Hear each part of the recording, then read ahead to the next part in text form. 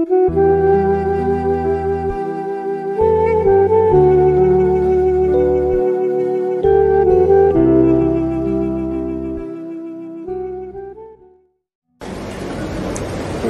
bagaimana memaksimalkan ibadah bagi seorang istri yang bekerja, sedangkan surga istri adalah mengabdi kepada suami dan mendidik anak-anak? Bolehkah perempuan beraktivitas bekerja? Satu kelompok mengatakan perempuan tak boleh bekerja berdasarkan ayat waqarna fi buyutikunna. Kau tetap di rumah, tak boleh kerja, di rumah saja.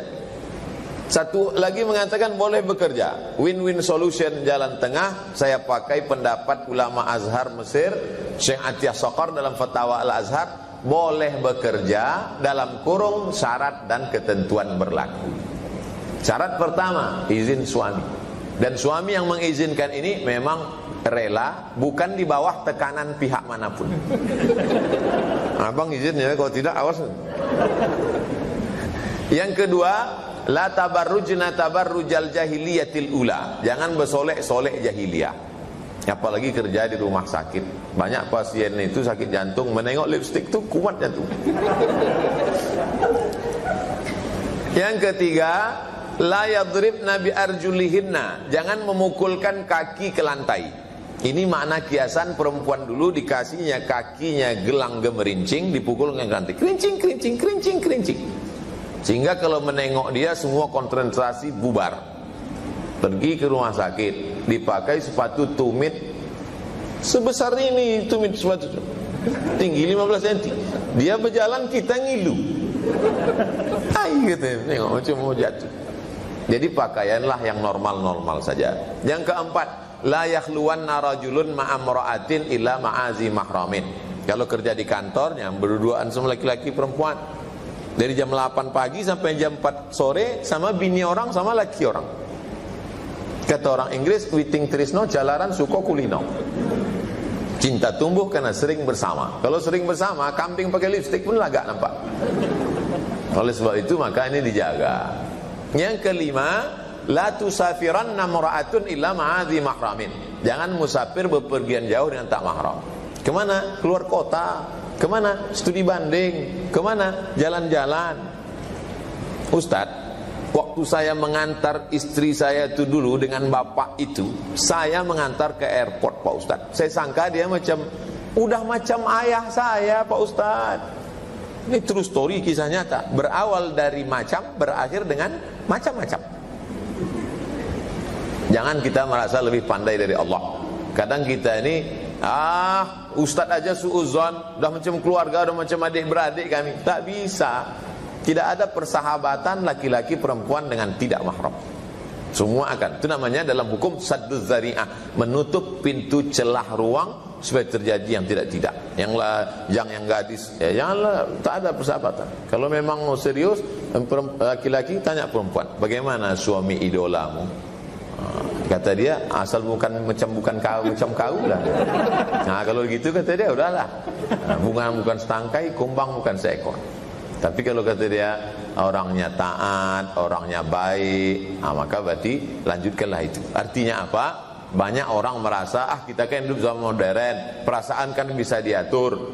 Dan lupa, la tattabi'u khutuwatis syaitan, jangan ikut langkah-langkah setan. Kalau cukup 5 syarat tadi, silakan perempuan bekerja. Adapun masalah pendidikan anak, dari jam 8 pagi sampai jam 4 sore kerja, di jalan 1 jam pulang sampai ke rumah, matikan handphone, matikan laptop, matikan TV, full dari maghrib berjamaah. Sekarang karena tak bisa ke masjid, maghrib berjamaah. Dari maghrib ke isya 45 menit duduk ngaji, isyaknya berjamaah. Habis itu, jadi waktu itu memang jangan lagi sudah 8 jam tadi siang habis untuk orang lain, lalu kemudian malam itu pula asik karena handphone. Maka ini dia ada hak dia. Anak-anak ini ada haknya pada ibu.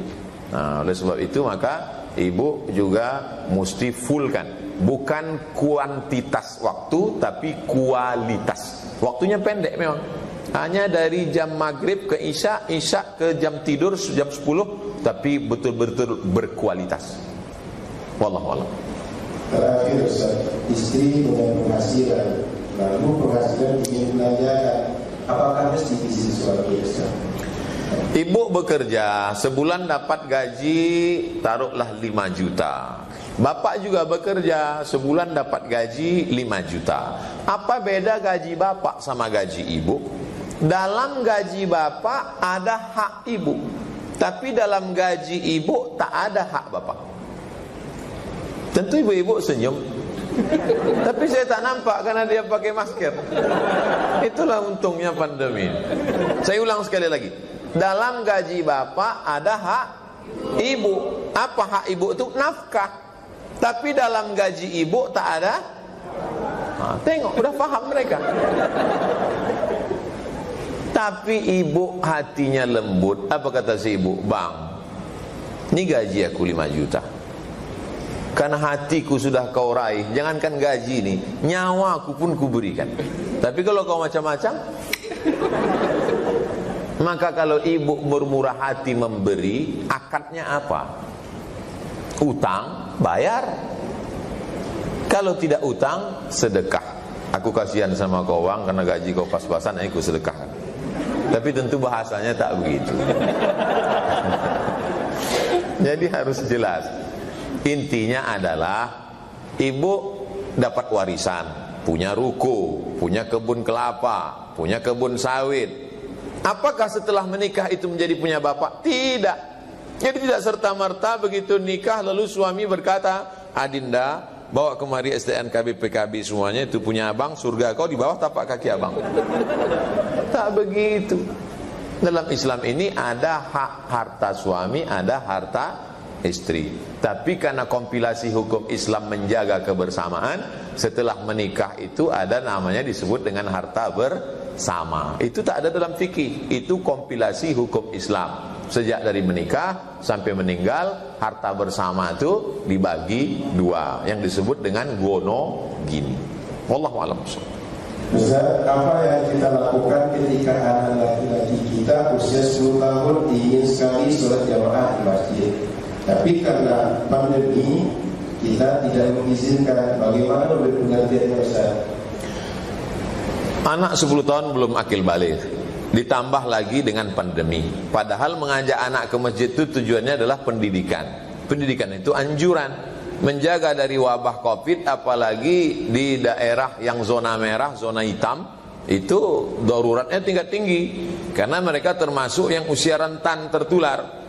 Maka dalam Islam diajarkan firra minal majzum firaraka minal asad.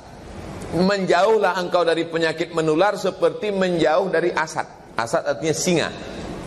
Jadi kalau ada orang mengatakan Covid ini ciptaan Allah, masa takut pada ciptaan Allah? Tak usah marah, senyum aja, bawa dia ke kebun binatang. Dia itu buka kan kandang singa. Singa ini ciptaan Allah kan? Ya, masuk ke dalam. Orang yang tak pakai dalil, pakai otak, kita kasih otak. Pakai akal, kita kasih akal. Kurang akal, minum ayaka. Oleh sebab itu maka ini ada proses pendidikan. Nah, kita memang selama ini ke masjid, tapi sekarang coba tengok, wisuda aja online, ujian aja online, tapi sembahyang jangan online nak. Kita sembahyang di rumah ya. Nah itu sembahyang di rumah. Papa jadi imam ya, papa siap imam, tapi zuhur sama asar aja. Maghrib isya kita sembahyang sendiri. Wallahu a'lam bishawab. Apa hukumnya bagi wanita menikah tanpa restu seorang ibu? Ibunya belum merestui menikah karena ingin anaknya kerja dulu. Karena ibunya mengkuliahkan anaknya tanpa bantuan ayahnya karena mereka selalu sudah bercerai. Sekarang si anak membenci ibunya dan tidak mendengarkan kata-katanya. Karena si ibu semenjak bercerai selalu menjelek-jelekkan ayahnya dan mengajarkan durhaka pada ayahnya. Semata-mata karena sang ibu ini nanya apa curhat?